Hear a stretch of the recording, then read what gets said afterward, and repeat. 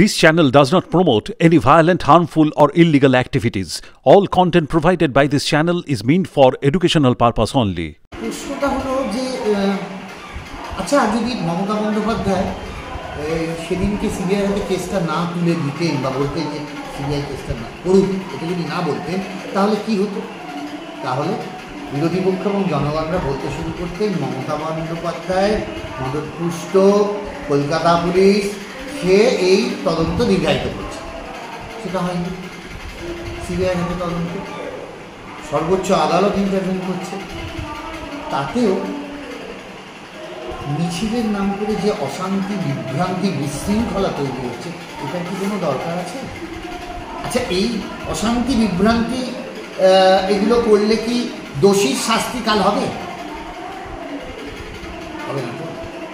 আচ্ছা, এই নবান্ন চলো বলা হচ্ছে, নবান্ন অভিযান, লালবাজার অভিযান। আচ্ছা, লালবাজার কি দোষীর শাস্তি বিধান করবে?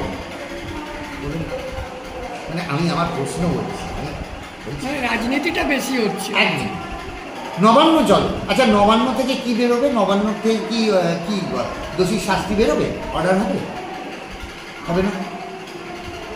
তাহলে বিষয় থেকে বিষয়ের অভিমুখটা পাল্টে দেওয়া হচ্ছে, সেটা নয়। মমতা বন্দ্যোপাধ্যায় কেন সেটা আমরা যারা আমরা চাইছি দোষী অতি সত্বর শাস্তি হোক। 18 দিন হয়ে গেছে, তাহলে আন্দোলনটা যদি সিজিওর দিকে হচ্ছে না, মানে এটা আমার প্রশ্ন, আমি বলছি না হোক, আমার প্রশ্ন। আচ্ছা, সিজিওর দিকে কেন অভিযান হচ্ছে না? কেন সিবিআই কেন এত দেরি করছে এই নিয়ে মিছিল হচ্ছে না? সেটাই তো হওয়া উচিত। তদন্তটা এখন সিবিআই করছেন। তাহলে আমরা চাইছি এমন একটা আইন হোক যে ধর্ষণ বা ধর্ষকের শাস্তি ফাঁসি,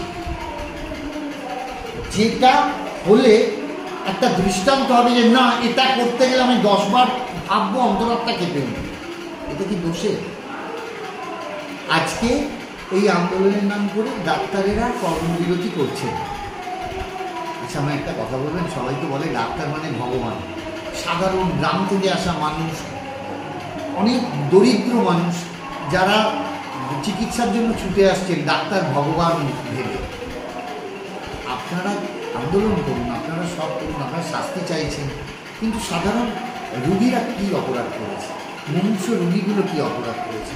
এমন কোনো কাজ আপনাদের করা উচিত নয় যাতে পরবর্তীকালে ডাক্তার ভগবান বলতেও 10 বার ভাবনা চিন্তা করতে। দেখুন, আমাদের গণতান্ত্রিক দেশ, সবাই নিজেদের সার্বভৌমত্ব, যে যার মন্তব্য, যে যার কাজ করতে পারেন। সবাই যেরকম, অনেকেই শুনছি সরকারি দুর্গাপুজোর অনুদান নেবেন না বলেছেন, সেটা তাদের ব্যক্তিগত মতামত, ব্যক্তিগত সিদ্ধান্ত। ভালো, তা যারা কর্মবিরতি করছেন শাসক দলের বিরুদ্ধে বা বলছেন, তারা সরকারি বেতনটা নিচ্ছেন তো না নিচ্ছেন না? মানে আমার প্রশ্ন, বোনাস টোনাস যে হয় তো সরকারি, সেটা নেবেন তো না নেবেন না? মানে মানে আমি এমনি প্রশ্ন।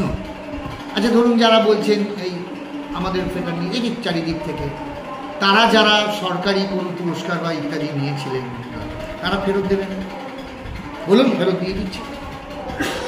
কেননা যদি আপনাদের কোনো সার্বভৌম দেশ, গণতান্ত্রিক অধিকার আছে আপনাদের, তাহলে বলুন ফেরত দিয়ে দেন। এত সত্ত্বেও আমরা আবার বলছি, আমরা দোষীদের দৃষ্টান্তমূলক শাস্তি চাইছি।